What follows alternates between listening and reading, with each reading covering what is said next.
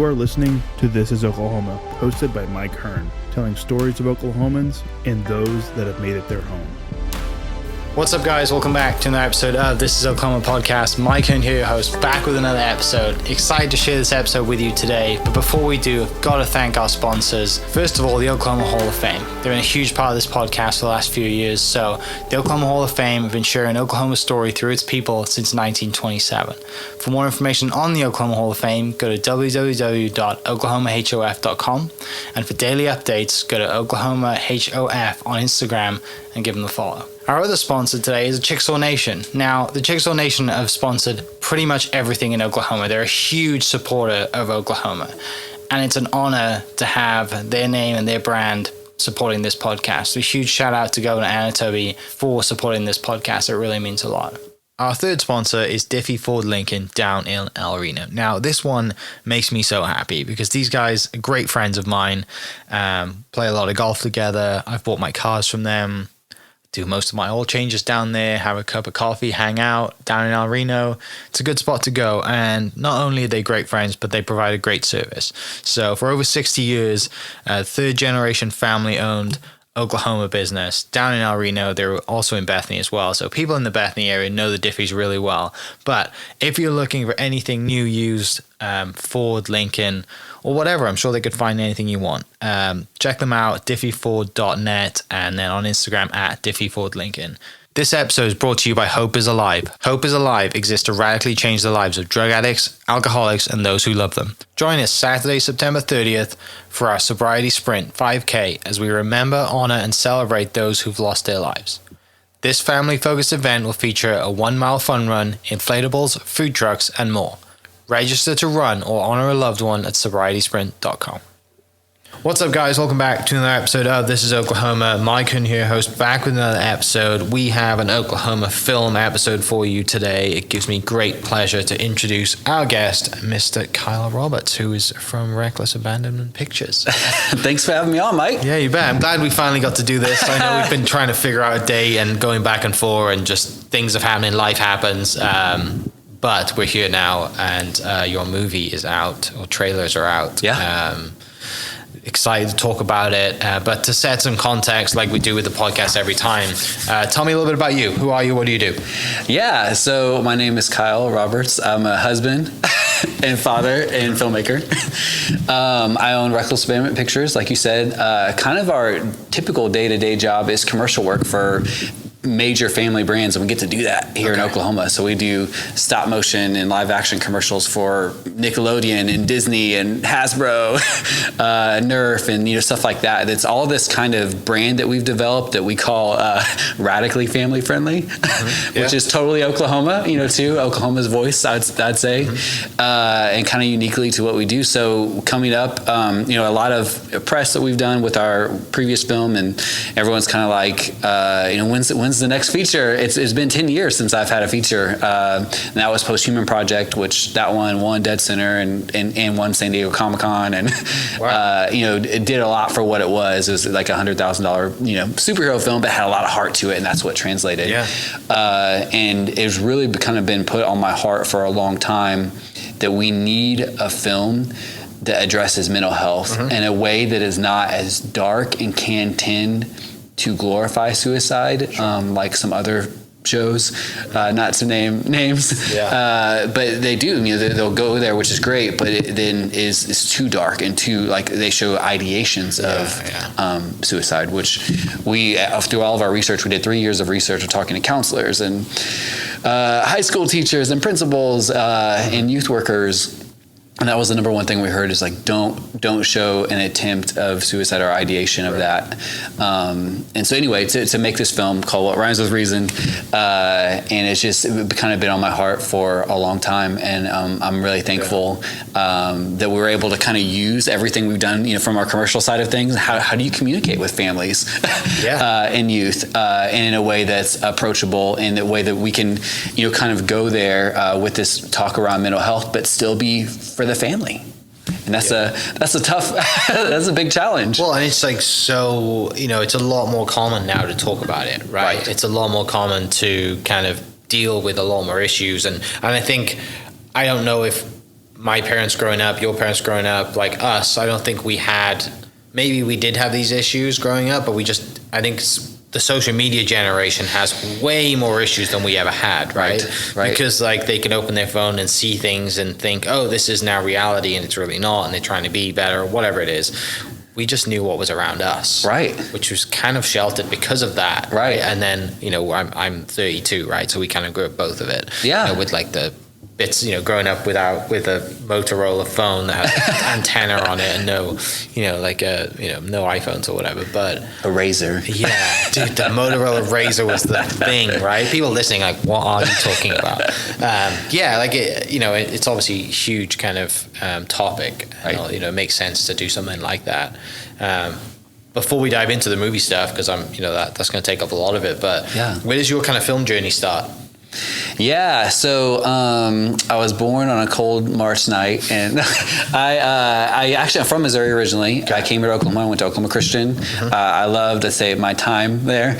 The body of believers and the journey, throughout all of that was really great, and kind of laid this foundation of at least storytelling. They don't have like I would say, amazing film program, but it was at the time anyway. It's a lot better now, actually, but through broadcast journalism and corporate media, it really just, like I said, kind of laid that groundwork, and I was, had the bug and kind of hooked. And then my first job was actually on the news side at the Oklahoman and newsok.com. So I was a videographer, editor, and ended up being kind of producer for 7 years. And I loved that. I loved that time there. And through that time, I started playing with action figures. And we remade a Ninja Turtles, that 1987 cartoon open with action figures, frame by frame. Just did it as a fan-made thing and to learn a new form of art. As a creative, you're going to create.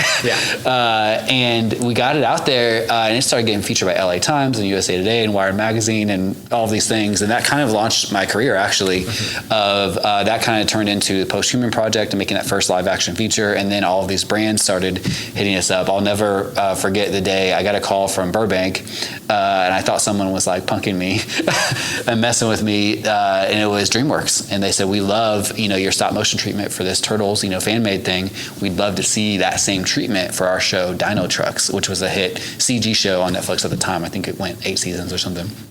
And so that was like our first paid stop motion gig, and started turning into so many things. We worked for DreamWorks Trolls and Thomas and Friends for Mattel, and then all kinds of amazing stuff. And it's been a privilege. Yeah. So that was kind of like the catalyst to you, like, wow, like, I know how to do editing and stuff, but this is a side project. But now it's just, kind of got you off to the races. And you're like, I don't have to do news stuff anymore. I can actually go and do, chase what I want to do, I guess. Right? Yeah, absolutely. And actually kind of what happened there is I was part of a downsizing and got let go. Okay. But it was perfect timing. That's just kind of the nature of the newspaper industry. Yeah, but it was perfect timing because our film, Post-Human Project, was releasing in theaters. We had a much smaller theatrical release. It was like a 5-city release. But it was releasing here that same week. And so I was like, I literally went off to the races and haven't ever looked back since. So. Well, and you've seen the film industry change here from nothing to like what it is now, right? Yeah, obviously it's still growing, but we'll probably look back in the next 10 years and be like, can you remember what it was like 10 years ago? And you're like, Reservoir was like 20 years ago. Yeah. Like, it's so cool to see it because we're still climbing, but it's come so far in the last 10, 15 years. Absolutely. So Post-Human released 10 years ago, and we're a totally different industry, and it's so exciting to be a filmmaker, but also just a creative, in Oklahoma right now. I think we're seeing a lot of positive change in Oklahoma City and in Tulsa and in the state, and it is just exciting. It's just absolutely exciting. Yeah. So you mentioned as well, you kind of the Post-Human Project comes out 10 years ago. Doing the Turtles thing as well, and then you get you start working for DreamWorks. You also mentioned doing commercials and stuff too, so that's like you do movies, but obviously the day job to keep the lights on and keep income coming in is just general creative for big brands, small brands, all of the above. Yeah, absolutely. Tell me about that. So thankfully, we actually haven't done a commercial in about 2 years because we're able to kind of shift. I don't know if that's gonna be forever, but the last series we did was for Nerf, and it was called Nerf House Showdown. And it was something, I don't know if you've seen it or not. I haven't, no. So it's like the Nerf guns. Yeah, okay. Yeah. So I know the Nerf guns, yeah. It was geared for 10 to 16-year-old, athletic Nerf kids. And we had 6 of the best trick shot shooting teenagers all fly to Oklahoma. We filmed it in Grand Lake near Tulsa, east of Tulsa. And we're in this mansion that we nerfed up, Nerf stuff, literally like blaster walls all over the place. They sent us like 400 Nerf blasters for this show. And so if you could picture like Dude Perfect meets like Big Brother or something. So it was a challenge based show where every single day we filmed a new challenge. We did like 38 episodes with them over a four week time where all the crew lived at this mansion, and it was actually 2 mansions right by each other, and filmed the show. And it was it was wild. Jimmy Fallon mentioned it on the Tonight Show. Yeah, it was just crazy. Like, when we get to do this kind of stuff in Oklahoma, like it's so fun. Yeah, people wouldn't think that. Right. People would think, when you mentioned DreamWorks, and like as soon as you mentioned DreamWorks, the next note I wrote down was LA Hollywood ? Like, it's not like Grand Lake, Oklahoma, and 2 lake houses, but like, obviously this is happening, and it can happen anywhere. Yeah. You just need them to send you the product to do it. Yeah, and when we got that job, so Entertainment One, E1, they're actually based in London. Okay. And they're the biggest kind of media arm of Hasbro. So they were the one contracting that, and they were interviewing a bunch of different studios, and they loved our pitch of like Oklahoma Lake House, for this show. And because we were on jet skis and blasting stuff, doing all these things, and people pitched all kinds of things, but they loved that concept. And we showed them, drone shots of Grand Lake and different, things in this house. They're like, we love this pitch. That's how we landed it. So is it predominantly like kids stuff? Like the kids kind of Yeah, that's kind of the voice that I love. I have 2 daughters, a 5-year-old and 10-year-old, and so it's just such an honor to create content for youth and families, and something that they can watch together and enjoy together.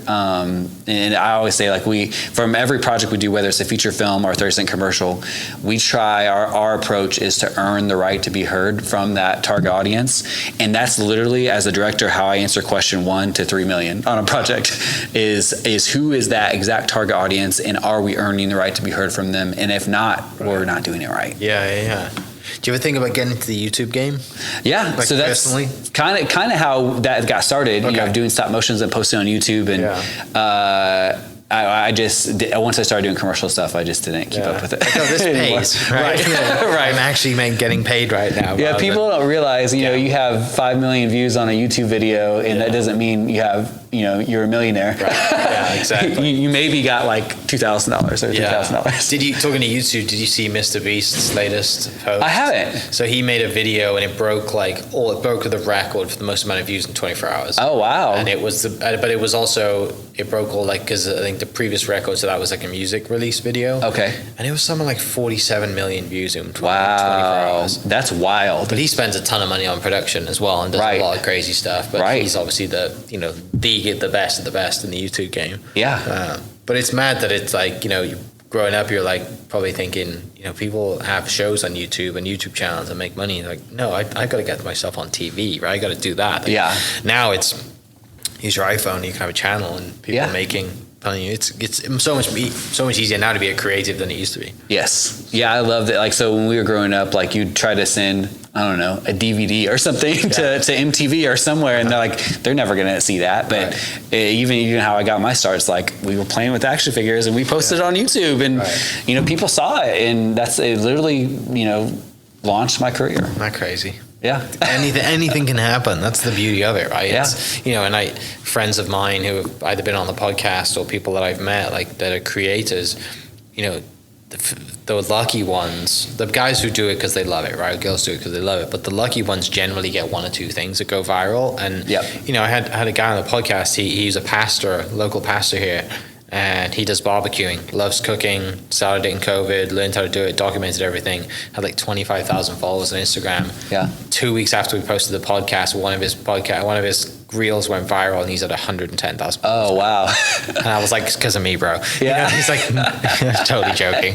But yeah, it's just, it happens like that. Yeah. And then it's like, okay, how do I turn this into monetization? How do I figure Yes. this out? And you know, Yes. there's a lot of people out there who have 1 million followers that, you know, guest previously was like, I got friends that have 1 million followers, they don't make any money from it. Yeah. You got to have that business mind as well. And I think for me, we had a couple of those viral videos, and it was like stop motion was too hard to do as like a YouTube game.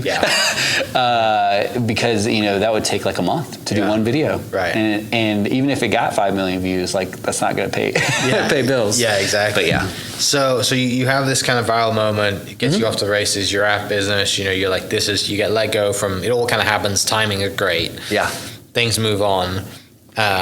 Kind of progress me now from then to like, you know, till making this recent movie. Like what happens? Yeah, I mean, during that time, we were working on this movie. So we were working on the script, we were developing it. Yeah. We really developed it for 7 years. Wow. And I'm actually really thankful for that time. So as a creative, I'm like, why isn't this happening? We're set to do this, and we know that this is a huge need too. And it's like, and as a Christian, it's like, God, like if you want us to do this, if this is the calling, like why is this not happening? You know, kind of thing. And that, in my own mental health struggle, that was hard, you know. But I'm also like looking back at it, thankful for this time, because we would do ESA DreamWorks Trolls for 10 months and really in the weeds of that, and then come back to the script with fresh eyes. You know, that even some of the biggest Hollywood budgets, if it didn't work, it's because they rushed it. You know, they have their release date, and it's, you know, 24 months from when they start shooting, and that's that. You know, you only have, even the biggest budgets, people don't realize, I mean, they only have a certain amount of time with their stars. They only have a certain amount of time, you know, with this and that. And so it's like, if it doesn't work, they just rushed it. And so I'm thankful for that time, and that we were really able to continue to do our research and continue to do our due diligence and make the best possible film that we can. So film is what rhymes with reason. So you've been working on it for a long time. Yes. Tell me about the movie. Yeah, so the quick synopsis is... We got time. You got time. You can dive into it if you want. It's these teenagers, and there's a tragedy that happens in their life. It's 6 teenagers. There's a tragedy that happens in their life that kind of ignites them on this journey into the wilderness to find this hidden landmark in the Oklahoma wilderness, of all places, right? And so through that journey, they kind of learn to confront this darkness that lives within inside themselves. So it's basically totally this mental health piece told through this adventure lens. And we kind of, you know, we studied Goonies and Stand By Me, you know, a lot of like 80s movies that really films aren't done like that, you know, anymore. But kind of have our own like Oklahoma voice, you know, to it too. So we talk about depression, we talk about anxiety, we talk about thoughts of suicide, we talk about faith. Faith is taboo. You know, like all these things are taboo and hard to talk about. It was important for us to go there while still being family friendly and not being cheesy, which is like, wait a second, how do you do that? But you'll see, it's really, really exciting. We had our first 5 screenings here in Oklahoma. We had our world premiere at Dead Center. We had 5 sold out screenings, and now we've connected with Fathom Events, and we're releasing it nationwide in 700 plus theaters all across the country on October 10th. God, it's going to be here soon. Yes. That's amazing. Do you always plan to shoot it in Oklahoma? Yes. Okay. With Oklahoma, are they Oklahoma actors as well or not? It's a mix. Okay. It's some Nick and Disney kids, Ricardo Hurtado, a guy who starred on School of Rock, and then a hit Netflix show called Malibu Rescue, which I don't know if you guys have heard of that. It's like a tween Baywatch, which is really weird and fun. Yeah. And then all kinds of Nickelodeon stuff, Glitch Techs and shows. And then Gatling Griffith is probably our biggest like movie star. Okay. I kind of joke that he was like our boy version of Dakota Fanning. As a kid, from like 7 to 12 years old, he had all these really dramatic roles of the main son in Changeling, which is Angelina Jolie's son who gets kidnapped. I mean, that's the catalyst for that story, and he was her son. Yeah. And then Labor Day, alongside of Josh Brolin and Kate Winslet, and he's like 11 years old in this very dramatic role. And then he played younger Ryan Reynolds in the superhero movie we don't talk about, Green Lantern. And so it was great to have them on board. And then our main dad and father in the film, and his dad is Bart Johnson. So he is Coach Bolton in High School Musical. And it's been fun to see his stock actually like rise even from that show, because now he's in the High School Musical, the series or whatever it's called on Netflix, and that just released like this week. So it's all this kind of, it's all in this game, like a lot of businesses, it's all about timing of everything. And I couldn't have planned this any better. And so I'm going to say that's God's timing, you know, for this project and for this film, because if we went by Kyle's timing, like we would have did it for 2 years and we would have rushed it, and it wouldn't be the film that it is today and the release that it's gotten today. And I'm just so thankful for that. I'm going to start crying. No, I mean, you've been working on it for so long, right? It means so much to you, but also like all of the things that have happened, like it's easier to look back, right, than it is to at the moment 2 years, 5, how many years ago, and be like, why isn't this happening right now? Right. You know, but when you look back, you're like, no, that's why. Yeah. And it's hard in the moment. It really is. Yeah. Because we get frustrated. we like instant gratification, right. You know, like all of the above. We want things now. Yeah. But it's hard to wait and work on things, but it obviously means so much more now to you than it would have 7 years ago. Yep, so absolutely. It's fantastic. Talk to me about filming in Oklahoma. We're blessed in Oklahoma with amazing places, lots of locations, and you know, if you talk to Matt Payne or Lieutenant Governor Pennell, you know, we always talk about how many ecosystems we have in Oklahoma and the ability we have in one state to shoot so many different things. What's it like for you guys shooting? Yeah, I'll start. So many things to say about that, because it's been you know, just unreal, even since my job at the Oklahoma in the last 10, 11 years, seeing this growth, and I have no plans on leaving. You're welcome, Oklahoma. But yeah, just to stay here, and it's so fun because everybody is championing it. You know, people are so excited about film in Oklahoma. But even on the rebate side, it's so great. At least at the moment that we still have a rebate, and we need to honestly up it even higher to continue to develop our workforce. And so filmmakers don't leave. You know, too. People don't realize that, like, if we don't keep this, and we're already starting to see that happen, filmmakers are going to go to Atlanta. They're going to go to New Mexico, maybe LA, maybe New York, but like Atlanta, New Mexico, people are flocking there if they can't stay and they can't work. And so we're doing a great job of kind of developing this workforce, but we need to actually raise it as well too. But it's so incredible that we have this rebate. This film was part of the rebate in Oklahoma, and that helped us. Without it, we wouldn't have been able to get our stars involved. We just wouldn't. Filming all over Oklahoma. So this, you know, Goonies-esque adventure drama, when people see it or even see the trailer or whatever, they're like, where was that shot? I mean, we talked about this right before. It's like, did you film it all in Oklahoma? And I don't know if that was the question. It was just like, because it looks great, you know, it looks awesome.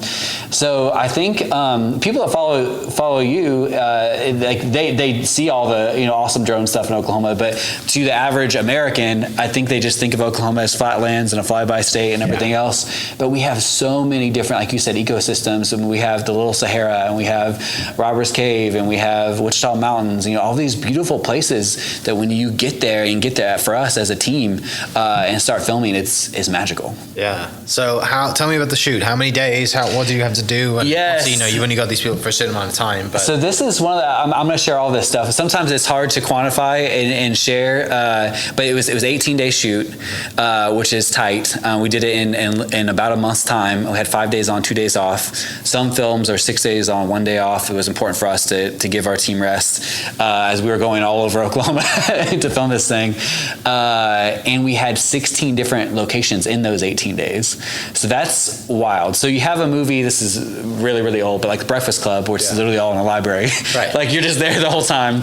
Or even sometimes big Marvel movies, they're actually in studios in Atlanta. They're all green screening stuff or kind of the volume wall, you know, kind of style of Mandalorian, popular by Mandalorian. But you're just in a comfortable cush, you know, studio the whole time, and that's where you show up every day. It was difficult for us to go and like, okay, we just finished our 12-hour shooting day, and then now we have a turnaround time. We're going to Wichita Mountains tomorrow, and we have a 5 a.m. shoot, you know, to get as much as we could shoot before the sun rises or whatever. So much logistics going on, right? Even just finding out food and places for people to stay. Yes. Right? Like just a giant caravan driving around, like sleeping in the back of your car. Absolutely. Yeah. But any favorite places for you?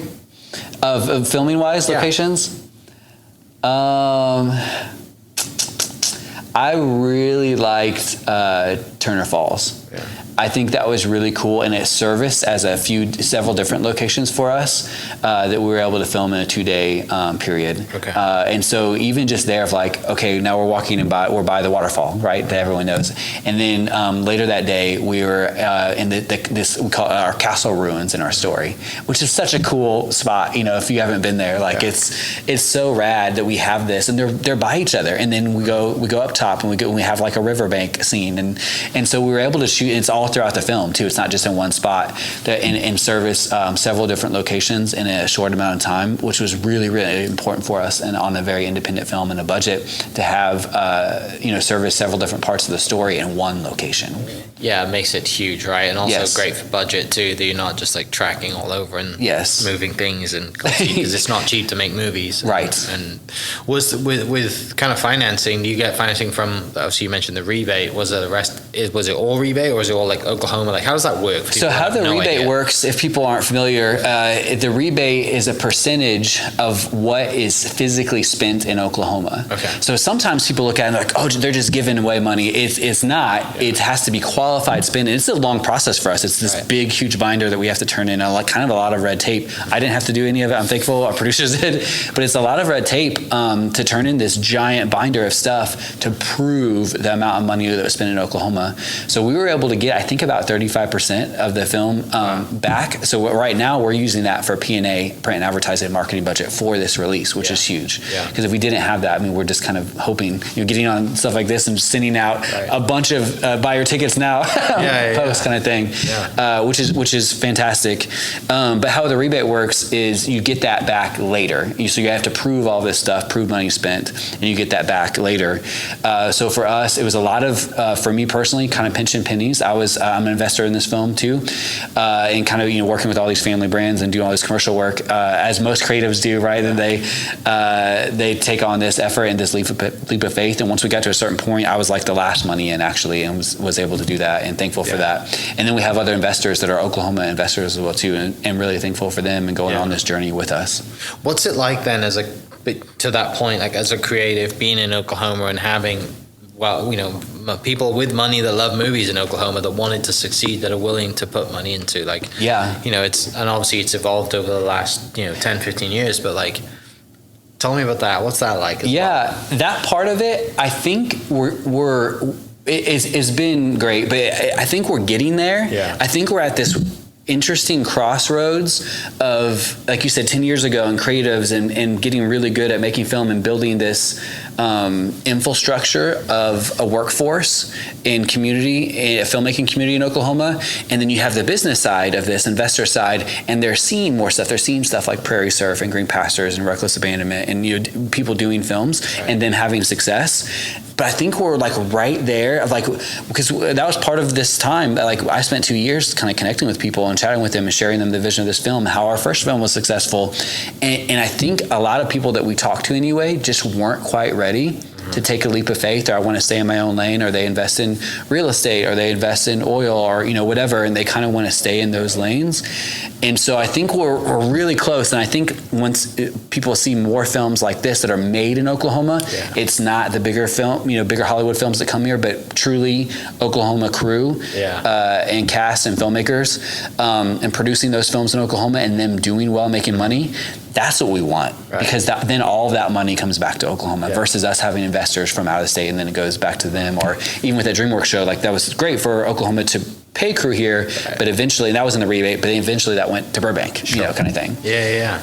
So that's something I'm also very passionate about, like producing this stuff here, but keeping that money in Oklahoma where we can utilize it. I mean, we have a lot of things that we're trying to solve in Oklahoma. I know money doesn't fix everything, but it helps. It definitely helps. So, Tell me about the partnership with 988 and how that's kind of worked and how that's kind of weaved through the movie as well. Yeah, so we got connected with 988 early on, and it was one of these things. It was just a huge blessing, because it was three weeks before we started filming last fall, and we met with our Oklahoma 988 in Heath, and they were basically telling us that this cool 988 thing was about to launch in 2 months, and I was like, what do you mean? Like, and then they explained it to me, it's this mental health hotline that you can text or call, and it was replacing a long 1-800 number that no one we've had since the 80s or maybe longer, but no one's going to actually remember in a time of crisis, and replacing it with 988. I was like,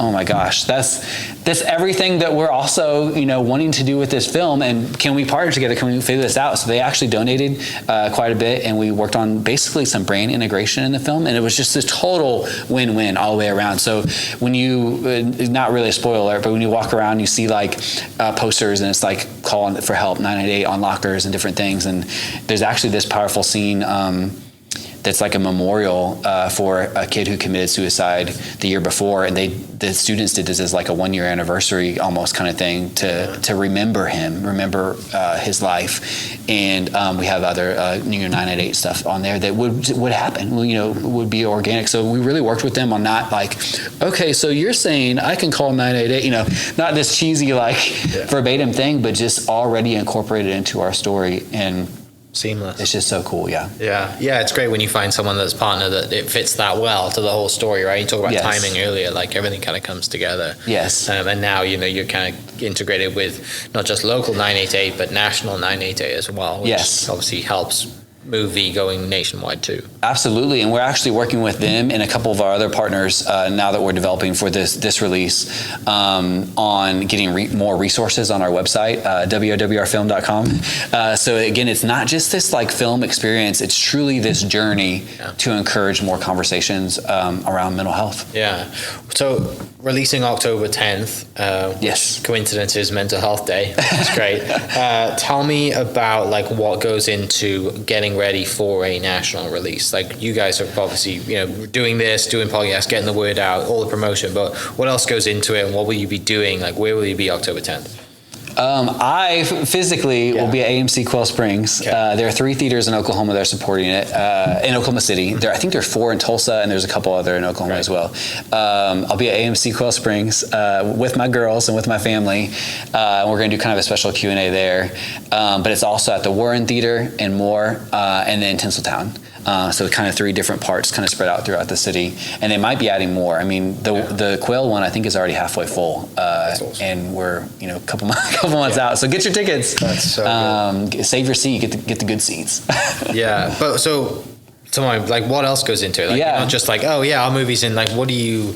It's great that you're going to be there during the Q&A, but like, as far as people who have no idea how you get a movie out there, like, what's the nitty gritty? So kind of the behind the scenes of that, kind of the grassroots marketing effort of this is there are 4 main engines that we are pursuing for this marketing budget. Okay. So we have this metaverse, social. Yeah.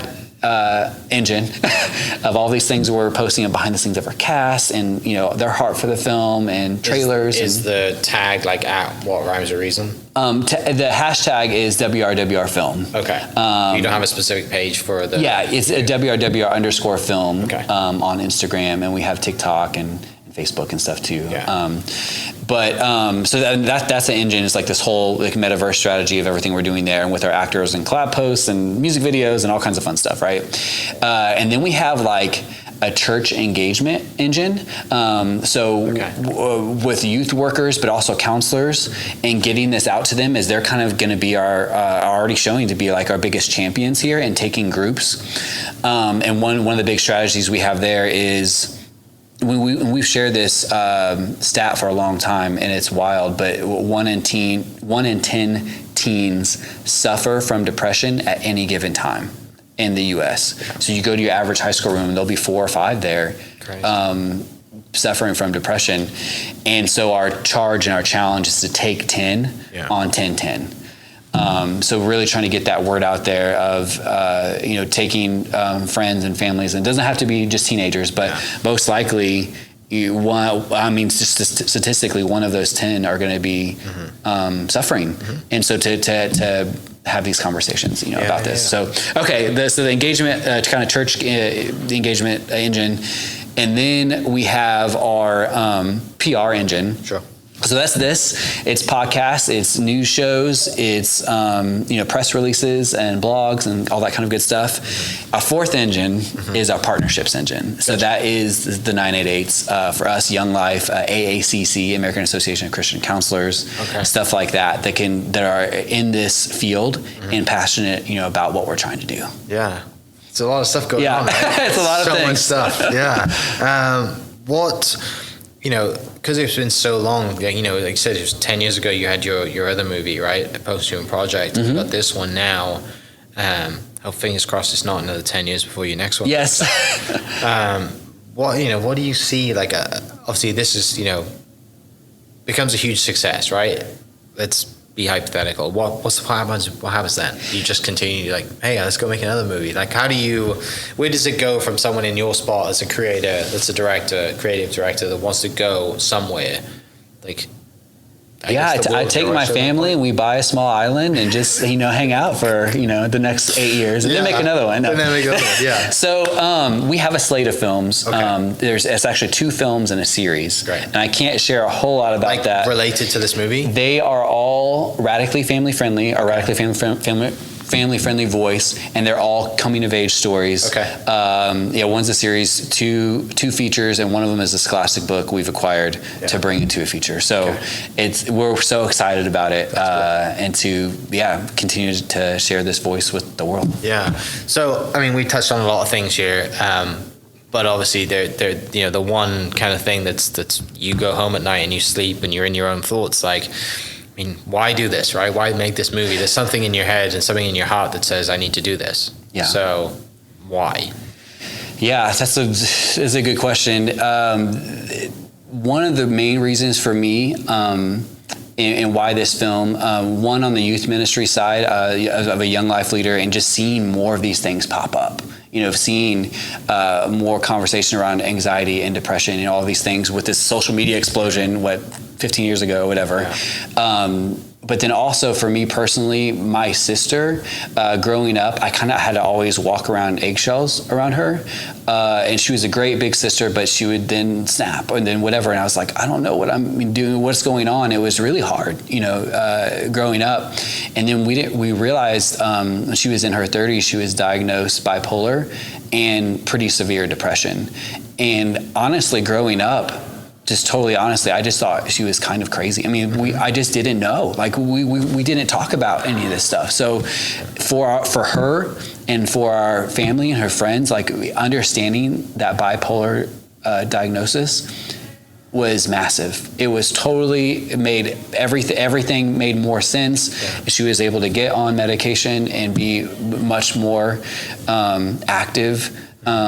There's not really a cure, necessarily, but to manage it, and just understanding that was just everything. Yeah. So they say something like 80% of mental health problems, issues, are, whether they're chemically imbalanced or situational, are manageable, but only 20% seek treatment.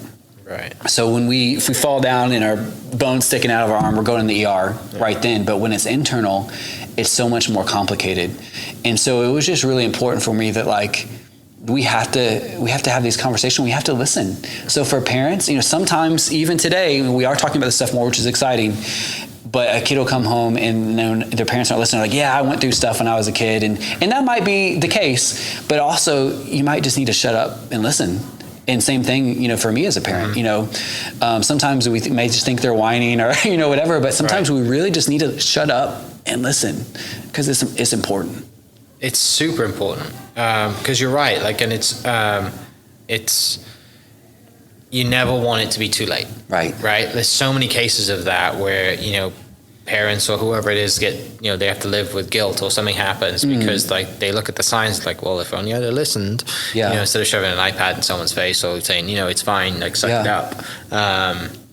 It's, obviously your personal experience with that. It's not just you're not just saying it, you've been through it, right? There's so many people out there that you can connect with, and so glad that you got the partnership with 988 to connect with too. Yeah. That, because obviously they have all the resources, they know what they're doing, and Heath and the team there, they're ready to go, you know, and then Yeah. you just make that one phone call, right? That was really important for us on the research side, you Yeah. know, to this film. We've interviewed a lot of people and, you know, talked to 988 and other counselors and stuff to just try to, this is a tough task, guys. Yeah, it is. And that's why most people don't do it. Most studios don't do it, you know. But being an independent film and having an independent voice, we're able. You know, we're able to. That's the plus, right? That's the good thing about it is, like I said, because you're small and you can kind of move fast and work on whatever it is that you want, because you don't have someone overhead saying, no, I'm putting multi-million dollars into this production, it's not going to you right? Like you're going to be you can't talk about this or you can't talk about that, right. and for us to go there, you know, at times you get kind of punched in the gut, honestly, but also levy it with comedy in this adventure ride. Do you kind of moving on for like, do you do any panels like professionally? Do you like, you know, because you're a figure now, you've had some success. I'm sure you got a lot of people who are either in school or coming up are like, man, I want to pick your brain. Like, do you do any like teaching and stuff like that? A little bit. When you find time. Yeah. The hardest one is on the stop motion side, you know, because it's so time intensive. I think on average over the years we average like 4.5 seconds a day on stop motion in a 12-hour day. And so when someone's like, you know, they'll reach out. A lot of times it's high school kids or even younger, and they're like, I could come with my parent. Can you teach me something? Can we do a day of whatever? And it's like, it's just hard. Like, I don't really have time and to sit for hours. I mean, people might even look at this and be like, come on, man, do it. Yeah. But I don't have, you know, 12 hours to do 4 seconds of something to kind of show them the Nobody very thinks scratch. Like that, though, do they? Like, no one. Yeah. Like, I never would have thought that. Right. You'd have said, you know, if you'd give me a quiz and say, how long does it take to produce 4.5 seconds of stop motion, that'd have been like an hour. Right. Maybe. Right. You know? Right. So that's probably what we get hit up about the most. Yeah. And it's just hard. But actually, the last 2 summers we've teamed up with, oh my gosh, I'm an Oklahoma Contemporary, and they got a grant from Google, and they were able to do some really creative stuff with other filmmakers and artists and graffiti art, all kinds of stuff. And so we did a stop motion class, and that was so fun and I actually emailed, you know, a lot of people that have asked about us in the past, and I saw some kiddos, you know, so that was really great because we did a 2-week course, and I was able to really invest time and kind of speak into that and stuff too. Last question: if you could wave the magic wand and produce any film you wanted to produce, what would it be? Be our next one. So our next one is actually a series. I don't want to give away too much, but it's basically about this group of kids that are all circumstantially put together to do volunteer work together. So it's kind of our version of Breakfast Club, but instead of sitting around in a library, they're actually doing something. And I'm just gonna talk about it, but by the end of it, they get to like learn and love their community. Which is just not, you know, they're so in your phone and so into everything that's happening, and obviously learn that they are a lot more alike than they would have thought getting into there. So, and hopefully, you know, in like a dream world, the Oklahoma film keeps blossom and it gets better and better, and you know, we get to, you know, use the resources that we know we have here, and you get to use those resources, and you know, get to film in all the awesome locations, and you know, you have pretty good job security for the rest of your career, right? Absolutely, I'm sure you enjoy doing commercials, but making movies is a lot more fun than making commercials, I'm sure. Yes, absolutely. So, dude, well, it's been a pleasure. For people listening, how do they, like, give us the last shout out? Where do they go? What do they need to find? Obviously, October 10th, they can go see it and buy tickets, but get your tickets, get them now, because it's starting to fill up, and there may only be, you know, this is a limited seating thing, so it's not a normal release where it's, you know, for a week or weeks or whatever. It's one day, one time on 10/10 at 7 p.m., but all over the country. You know, so it's a great opportunity for us, but it's limited. So I know one of the theaters is already halfway full. So it's like, get your tickets now, wrwrfilm.com. You can find that. There's also, like we mentioned, other resources on there where you can get help, you know, too. But then ra-pictures.com is Reckless Abandonment if you want to see some of this commercial work we talked about. And we also have a landing page on there for the film. And then we also have a nonprofit called Kingdom Media Club. And I believe it's kingdommedia.org. Or kingdommediaclub.org. We'll get it right. Put it in the description. And we do have a landing page on there that if people are passionate about this, maybe they've already got their tickets, and they can donate to there, and we were going to be getting digital codes and then gift those to people that schools and stuff that need this, counselors, and they can then they can actually get it to kids that maybe wouldn't be able to buy tickets but need to be there. So that you got a charity side of things too, right? Yes. Which is awesome. I am pumped. I'm going to have to see this movie. It's been a blast chatting to you. I love your enthusiasm, love the why, love the meaning behind it. Wish you all the best, all the success for October 10th, and then hopefully we get the series that goes up, and it just keeps the ball rolling and keeps you in a job and busy and keep doing what you love, right? Yes. So thank you so much for coming in. People listening, all the links that Carl just mentioned will be in the description. October 10th, go get your ticket now, and we will see you next episode. Cheers. Thanks, Mike. Hope you guys enjoyed that great episode. Thank you so much for listening. As always, huge shout out to our sponsors, the Oklahoma Hall of Fame, sharing Oklahoma story through its people since 1927. For more information on the Oklahoma Hall of Fame, go to www.oklahomahof.com and follow them on Instagram for daily updates at oklahomahof. Our other sponsor, the Chickasaw Nation, amazing sponsor. They do amazing things for the state, and they're always sponsoring something in Oklahoma. They're a huge supporter of Oklahoma, and without their support, we wouldn't be able to do what we do.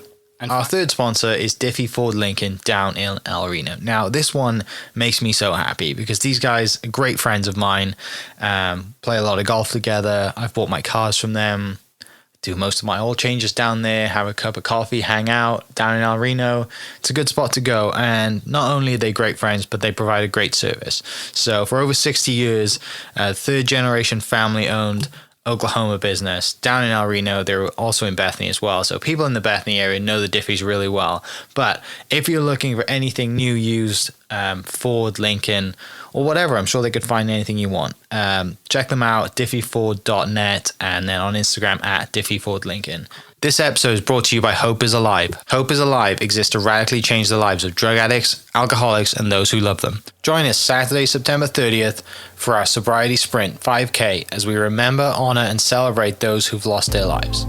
This family-focused event will feature a 1-mile fun run, inflatables, food trucks, and more. Register to run or honor a loved one at sobrietysprint.com. Thank you for listening. We are inspired by those around us and hope that you are too. Make sure you subscribe to this podcast on your favorite podcast platform and leave us a review so we can keep telling your stories. For more great Oklahoma content, follow This Is Oklahoma on Facebook and Instagram.